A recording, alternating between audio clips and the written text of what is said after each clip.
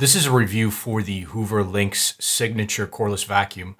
Let's start by looking at this vacuum's raw performance test results. This vacuum has good CFM for the price. It had a measured airflow of 31 CFM at the cleaner head. The Linx Signature's closest competitor is probably the Shark Navigator Freestyle, and the Shark had a measured airflow of only 26 CFM. Another popular option at the price is the Musu K17, and the Musu had a measured airflow of 36 CFM. The Dyson start at about 37 CFM with the V7, and they go all the way up to 53 CFM with the V11 outsize. Moving on to filtration and sealing, the Hoover comes with a removable foam pre-filter and a non-removable, what looks like a foam post-motor filter.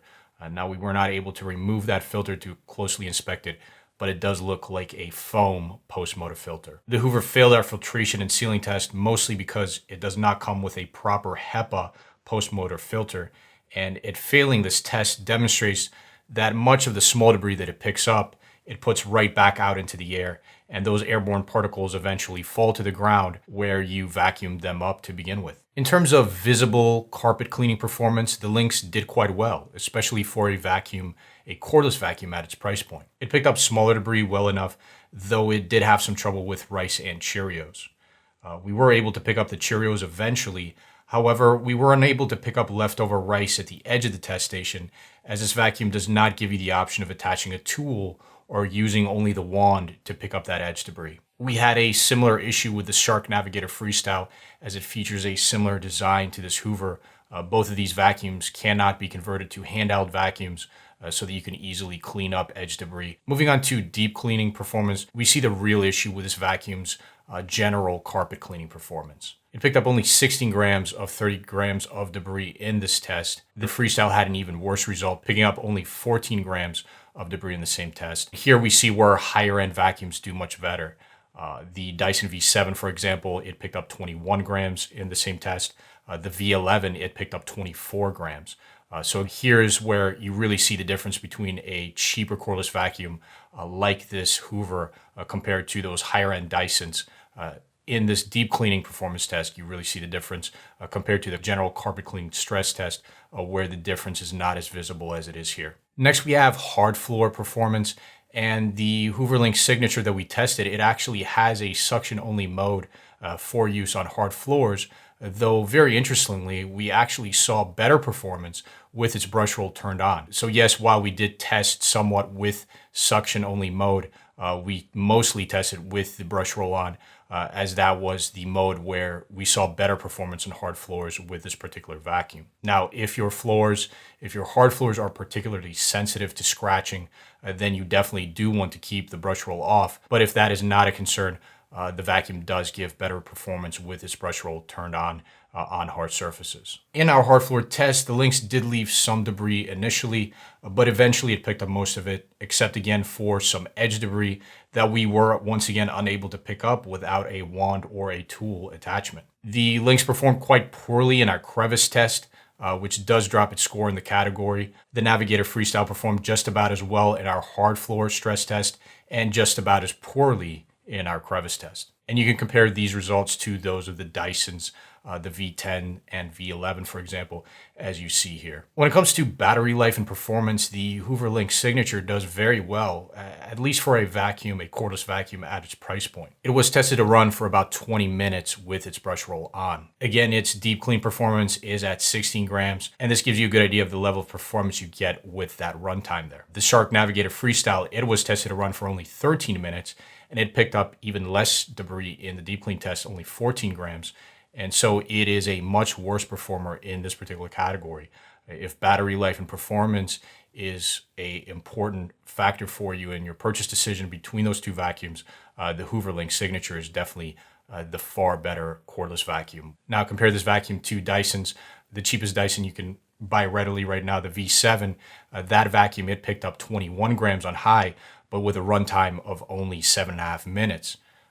On low, it does give you 18 grams of pickup, and it runs for 24 minutes. So the better comparison here between the Linx and the Dyson V7 would be the Dyson on low, where you get better pickup and you get a longer runtime with the Dyson Of course, the Dyson is the much more expensive option compared to this Hoover. Now, interestingly, the V7 battery is not easily removable, while the Hoover Linx battery is easily removable. So that is definitely a factor to consider as well. The Hoover Linx Signature, it comes with that removable battery, and the battery can be removed and swapped with another battery to double the runtime of the vacuum. Now, it's highly unlikely that you will buy a second battery, if only because it's a $70 purchase there approximately.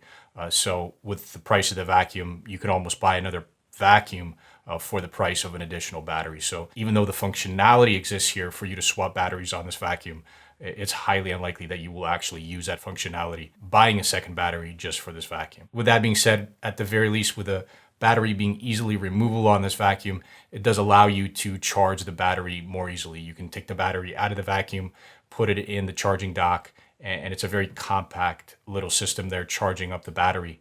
With competitors like the Shark Navigator Freestyle, you have to charge the whole vacuum. You have to plug the whole vacuum in. With the Dyson V7, you have to plug the whole vacuum in. You can put those on a dock to charge them, but it's still the whole vacuum that is charged.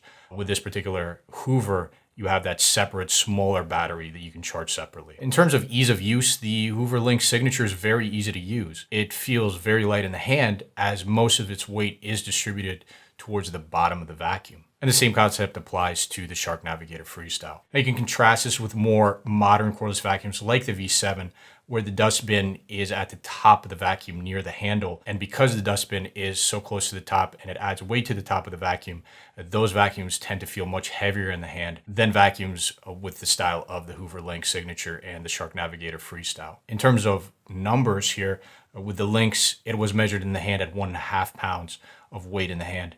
The Dyson V7 was measured at 2.5 pounds. So only a pound of difference there, but it's still a difference nonetheless. The Dyson V11, it was measured in the hand at 4.1 pounds. So you can see there as bin size increases, vacuums of the more modern style there, they are going to be heavier in the hand. Another benefit of the Linx's more traditional upright design is the fact that it stands up on its own. You can see it standing up right next to me here. Many other cordless vacuums do not stand up on their own. The Dysons do not stand up on their own. The Shark Navigator Freestyle, because it shares the same design type as this Hoover Linx Signature, the Shark Navigator Freestyle, it also stands up on its own. So that is another benefit of this type of design. A negative of that type of design is the fact that these vacuums cannot get as low under furniture as the more modern style cordless vacuums. The Linx Signature has a clearance of only 18 inches, the Navigator Freestyle of 16 inches. While Dysons like the V7, the V11, they can get as low as 5 inches with a clearance of 5 inches to really get under furniture quite easily. So that is a benefit of the more modern style there and a negative for this more traditional style. The single control switch at the top of the handle of this vacuum is easy to reach and it's easy to use. The LEDs illuminate to let you know if you are on suction only mode or on suction plus brush roll on mode. The vacuum does have that extra suction only mode that you do not get with most other cordless vacuums on the market. Especially more expensive cordless vacuums, they tend to not have a suction only mode. Another benefit of this vacuum's more traditional style is the fact that it can fit a larger dustbin. The dustbin on this Hoover has a maximum capacity of 500 milliliters. And the Navigator Freestyle also has a large bin. It's even larger than that of the Hoover Linx Signature. So there's something to look at when you're comparing those two vacuums. The Navigator Freestyle comes with a bin that was measured to have a maximum capacity of 600 milliliters. So the Shark there, 600 milliliters. The Hoover here, 500 milliliters. V7s, Dyson V7s, they have a much smaller bin. The maximum capacity there was measured to be only 300 milliliters. Many other cordless vacuums that we tested had a similarly small bin there. The Dyson V11, though, it does have a larger bin of 500 milliliters is the maximum capacity there with the V11, like it is with the Hoover Linx Signature. Moving on to the versatility category, this Hoover Linx Signature, the Shark Navigator Freestyle, because of their more traditional design, they are not nearly as versatile as more modern cordless vacuums. Neither vacuum can be used as a handheld vacuum. Neither vacuum comes with any accessories at all, other than the charger, of course, there. So definitely something to consider if you are considering purchasing this particular cordless vacuum is its lack of versatility there. Moving on to durability, this vacuum is also of a noticeably lower build quality than more expensive options. And the example there would be Dyson's once again. Note that even though it is lower quality than more expensive options, it's expected quality for the price. Everything is budget grade on this vacuum, but it is also a budget vacuum. So the durability is expected at the price. Moving on to what we like and dislike about this vacuum. First, let's talk about what we like. We definitely like the vacuum's visible carpet and hard floor performance. It's good for the price.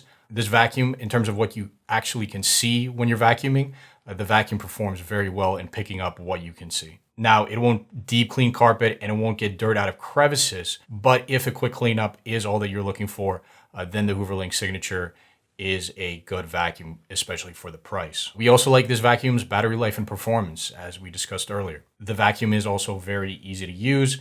It's light in the hand. It has a large dustbin and it stands up on its own. We definitely like all of those things about it. Moving on to what we dislike about the Hoover Linx. First is the vacuum's raw performance. Its CFM is good for the price, but fairly low compared to top-rated options. It also failed our filtration and sealing test, and that is a big negative in the raw performance category overall. The vacuum's deep clean performance and crevice performance, again, it's not very good. Definitely something that we don't like about this vacuum. And it lacks the versatility of more modern cordless vacuums for the fact that it cannot be converted into a handheld vacuum. In terms of general recommendations, we cannot recommend this Hoover Linx Signature or the Shark Navigator Freestyle, or really any other budget cordless vacuum that we've tested so far, solely because those vacuums, none of them passed our filtration and sealing test. And the issue there is that that test demonstrates once again that much of what these vacuums pick up, specifically finer debris, much of that finer debris is put right back out into the air in the same room that you're vacuuming, and those fine particles eventually find their way right back onto the ground where you vacuumed them up to begin with. And this is something that we can't get past for us to make a recommendation for these vacuums. We can't recommend any of them, really, because they all failed this test. Now, cheaper cordless vacuums that we recommend, they may not be as inexpensive as this Hoover Linx Signature. However, they did pass our filtration and sealing test. Those cheaper cordless vacuums that we do recommend, they also clean and especially deep clean much better than budget cordless vacuums like this Hoover Linx Signature. Now, we do test new cordless vacuums all the time, so definitely check the description to this video for all of our latest recommendations. And thank you very much for watching.